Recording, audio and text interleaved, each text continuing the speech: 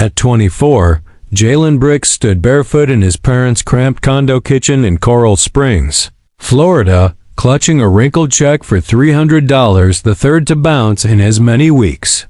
Overhead, a rickety ceiling fan groaned, casting flickering shadows over the scowling faces of his parents.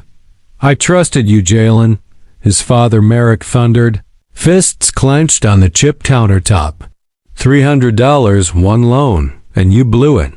Jalen's voice was tight. "It went to fix the brakes on my truck.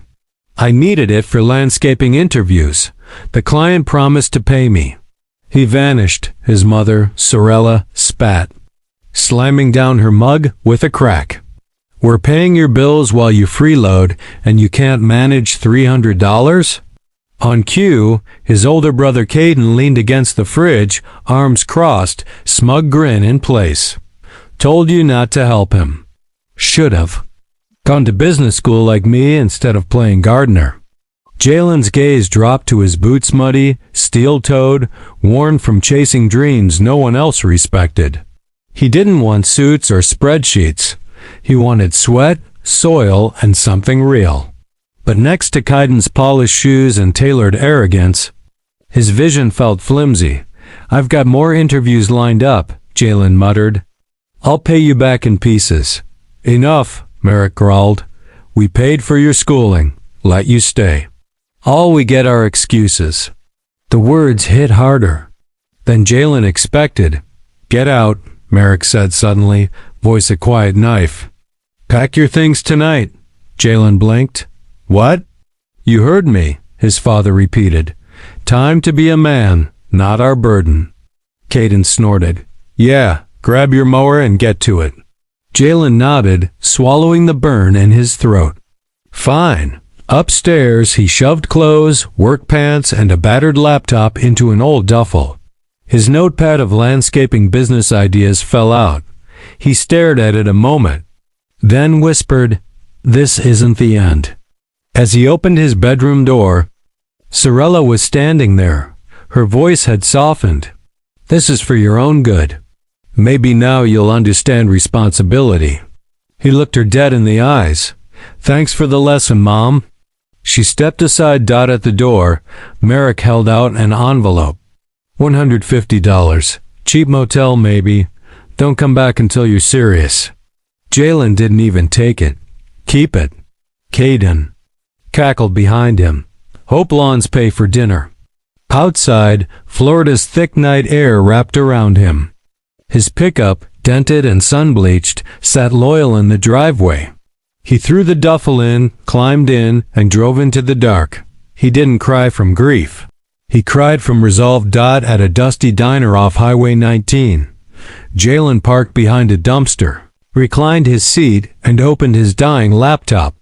He had $193 in his checking account and no real safety net, but he had an idea.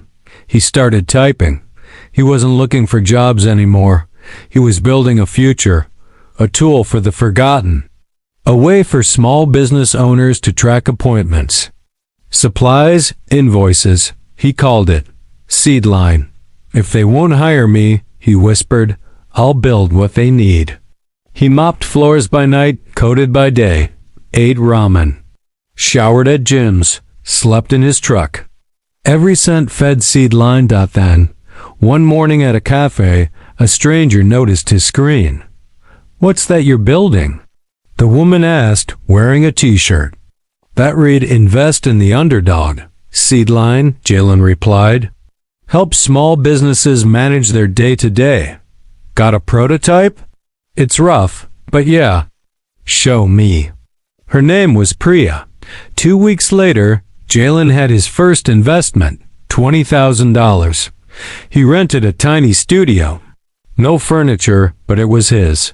He smiled. "Now we get serious." In the next year, Seedline quietly spread. A laundromat used it. Then a local deli, a bakery owner, emailed, "You made this? It saves me hours." Jalen reinvested everything. No press, no credit. Just work. By year 2, 300 clients. Year 5, rebranded to Greenmark Systems, valued at $400 million.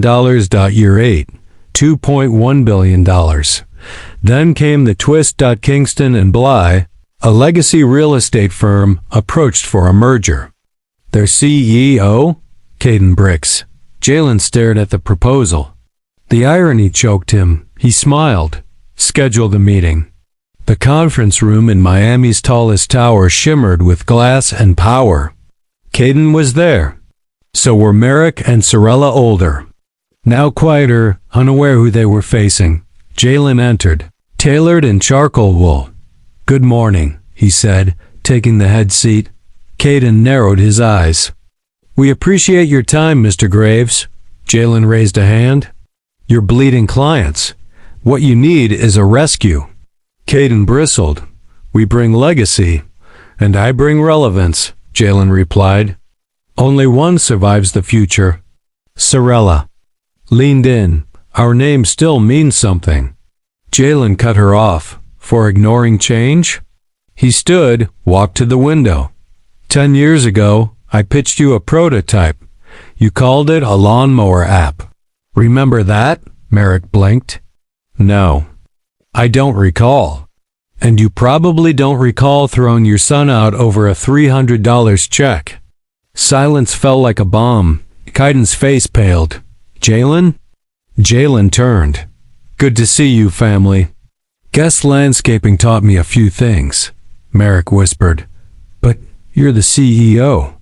"The one you called a screw-up," Jalen said. Evenly he slid a folder onto the table. "Greenmark now owns 51% of Kingston and Bly through proxy acquisition." "You've already been bought." Caden shot to his feet. "You smug." Jalen didn't flinch. "Clear your office by Friday." Sorella's voice trembled. "We're still family." Jalen turned at the door. "You didn't want a son. You wanted a product. When I didn't fit the packaging, you threw me away." Merrick looked shattered. We were trying to help. You handed me $150 and told me to disappear, so I did." He nodded once. "Now we're even." Outside, his assistant Elrich offered a champagne flute. "Congratulations, sir. Quiet, legal. Brilliant." Jalen sipped. "Sometimes rising is the only revenge you need." Headlines exploded. "Rejected son acquires family empire."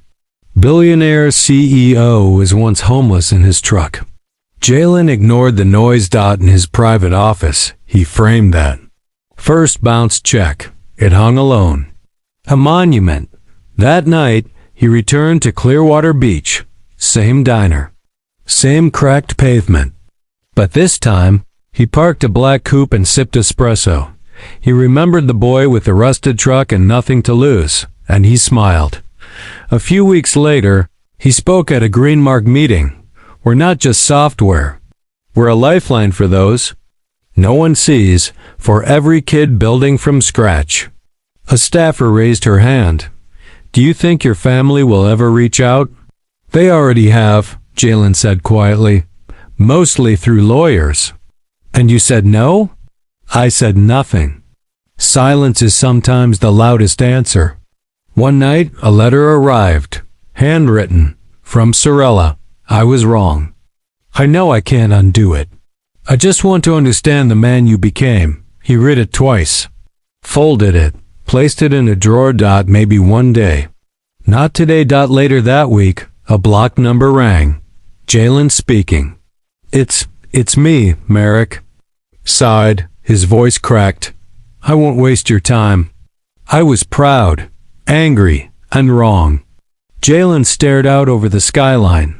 "I didn't need your apology to move forward," he said. "But I'll accept it, for me." He didn't offer to meet. Just ended with grace. "Take care, Dad." The call ended. No tears.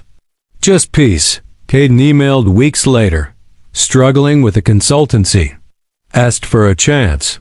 Jalen replied, "Build something real this time. No shortcuts. Best of luck." Send. Done. That story wasn't his to fix anymore. He took a vacation to Oregon. Walked among trees that didn't care who had doubted him. In a cabin, he unpacked his old duffel and found a forgotten note in his notepad. One day they'll wish they believed in you. Until then, believe in yourself harder. He smiled. He'd never needed their belief. Only his own. By year 11, Greenmark expanded globally. Offices in Nairobi, Barcelona, Seoul. Jalen kept quiet. No press tours. No covers. At a small ceremony, a non-profit he funded unveiled, the Jalen Brick Center for Resilient Innovation. A girl asked, "Did you build this?" He knelt beside her. "No, I just believed it could be." Years from now, they'd speak of the silent CEO, the bounce check billionaire. But the truth was simpler. He'd been a discarded son with a dream and no backup plan. He didn't seek revenge. He built a world no one could ignore. And when people doubted the underdog, he became undeniable.